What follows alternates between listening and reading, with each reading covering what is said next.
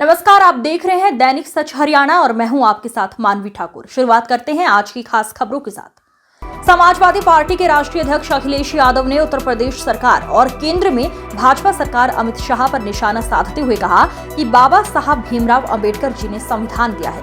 ये संविधान रक्षा करता है, हमें आपको सम्मान दिलाता है और जानबूझ करके भारतीय जनता पार्टी अपमानित करना चाहती है। आपका इशारा मोदी जी की तरफ है। जो इतिहास है, जो पौराणिक कथाएं हैं, जो सच्चाई उसको हम और आप टाल नहीं सकते। तो सही तो बनना भगवान श्री कृष्ण का ये कार्यक्रम है और मैं चाहता हूँ कि आप लोग भी इसमें रिसर्च करो, जानकारी दो, हासिल करो कि क्या सच्चाई है उसमें। क्योंकि जब भगवान श्री कृष्ण ने जिस समय प्राण छोड़े उसी समय से मान्यता है कि कलयुग शुरू हो गया। और वो स्थान जहाँ पे भगवान श्री कृष्ण ने प्राण छोड़े वो गुजरात में है, सोमनाथ के बगल में है। और जिस पेड़ पर भगवान श्री कृष्ण बैठे थे, अगर मैं आपसे पूछूं कौन सा पेड़ था तो बता सकते हो क्या? अरे मेरे पत्रकार साथी, ये दिल्ली से इसको व्हाट्सएप से सवाल आ रहे हैं, बताइए आगे की रणनीति क्या हुई है? 27 का प्लान क्या है?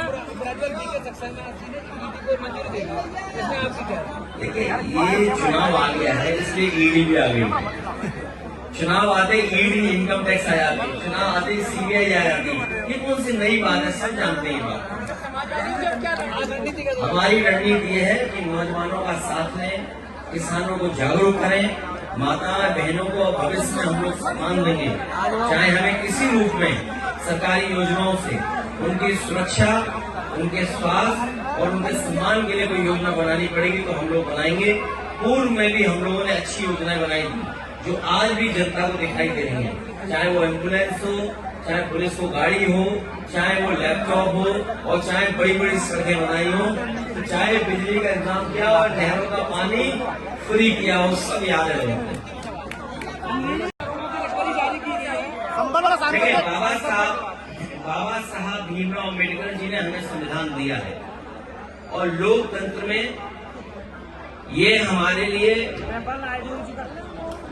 रक्षा कवच का काम करता है। संविधान हमारे लिए, आपके लिए ये संविधान रक्षा करता है, हमें आपको सम्मान दिलाता है और जानबूझ करके भारतीय जनता पार्टी अपमानित करना चाहती है। ये तमाम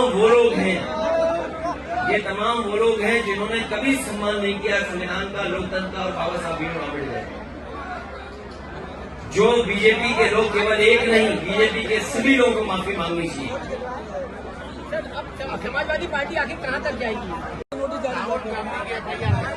देखिए, भारतीय जनता पार्टी जानबूझ करके ऐसी बहस छेड़ना चाहती है देश में जिससे उसे लाभ मिले। वो लोकसभा परिसर की घटना है। कई बार लोकसभा परिसर में ऐसी घटनाएं हुई हैं जिसमें एफआईआर दर्ज नहीं हुई। आपको याद होगा लोकसभा में देश के बहुत बड़े नेता भारतीय जनता पार्टी के वो 1 करोड़ रुपए लेकर आए थे और उन्होंने टेबल पर रख दिया था लोकसभा में। क्या उस समय एफआईआर दर्ज हुई थी किसी में? एक जेपीसी बन गई थी और जेपीसी के माध्यम से उस पर चर्चा करके जो कार्रवाई करनी थी वो विधान लोकसभा के अंदर हुई। लेकिन ये जानबूझ करके भारतीय जनता पार्टी लोगों को डराना चाहती है। एफआईआर से, झूठे मुकदमों से कोई डरने वाला नहीं है।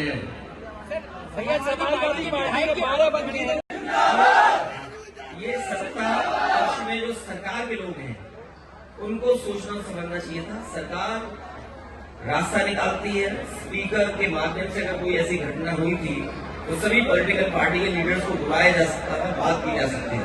लेकिन आप बहानेबाजी देखिए उनको, ये सब जानते हो आप बहानेबाजी थी। और कई लोगों ने ऐसा कहा है कि ऐसा ड्रामा तो एक्टर भी नहीं कर पा रहे जैसे भारतीय जनता पार्टी के सांसद लोग ड्रामा करते हैं।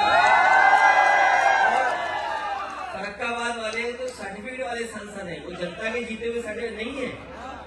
फरक्काबाद वाले सर्टिफिकेट से जीते हुए सांसद हैं।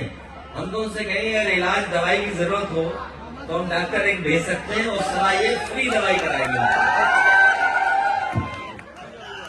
पर कहा मैंने कई मौकों पर इस बात को कहा खुदाई से रास्ता नहीं निकलेगा। ये खोदने वाले लोग सौहार्द को खोदेंगे और पहले भी गलत था, क्योंकि जब हमारे देश में प्लेसेस ऑफ वर्शिप एक्ट पहले से मौजूद है और प्लेसेस ऑफ वर्शिप एक्ट इस बात की पाबंदी लगाता है कि किसी तरह की चीजों में इस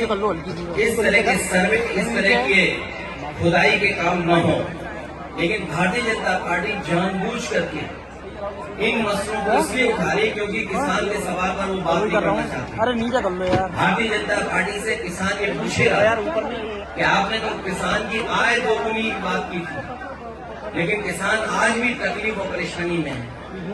जिस समय उसे डीएपी चाहिए था, डीएपी उपलब्ध नहीं था, खाद उपलब्ध नहीं थी, जो बीजों की कीमत बढ़ी है, कीटनाशक दवाइयों की कीमत बढ़ी है और बिजली का बिल लगातार बढ़ता चला जा रहा है। जो सिंचाई से लेकर के तमाम इंतजाम थे वो सरकार करने में नाकाम रही है और अगर फसल तैयार भी किसान कर रहा है तो उसको कीमत कहाँ मिलेगी, उसके लिए कोई और जितने बड़े पैमाने पे बेरोजगारी बढ़ती चली जा रही है।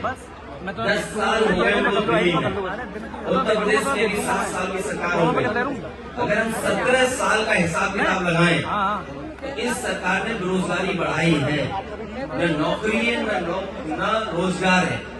तो इन तमाम सवालों से ध्यान हटाने के लिए जानबूझ करके सरकार इस तरह की खुदाई के कार्यक्रम कर रही है। और आज अगर भारतीय जनता पार्टी के अंडरग्राउंड जो पॉलिसी बनाते हैं, ये पाइपलाइन जो अंडरग्राउंड पड़ती है, उसी तरह भारतीय जनता पार्टी की विचारधारा अंडरग्राउंड अंदर ही अंदर काम करती है। ये बात पहले भी कहनी चाहिए थी। लोगों की जान चली गई, लोगों के घरों में छापे पड़ रहे हैं, बिजली के नाम पर 2-2, 3-3 हजार लोगों के यहाँ एफआईआर दर्ज हो गई। अगर ये बात गलत थी भारतीय जनता पार्टी की तो जान तो वापस नहीं ला सकते हैं। उन्हें मुआवजा देना चाहिए उन गरीब परिवारों को, और जितने भी झूठे मुकदमे लगे हैं, चाहे वो सांसद पे हो चाहे किसी को बाकी रहने चाहिए। आज की खबरों में बस इतना ही। देखते रहिए दैनिक सच हरियाणा।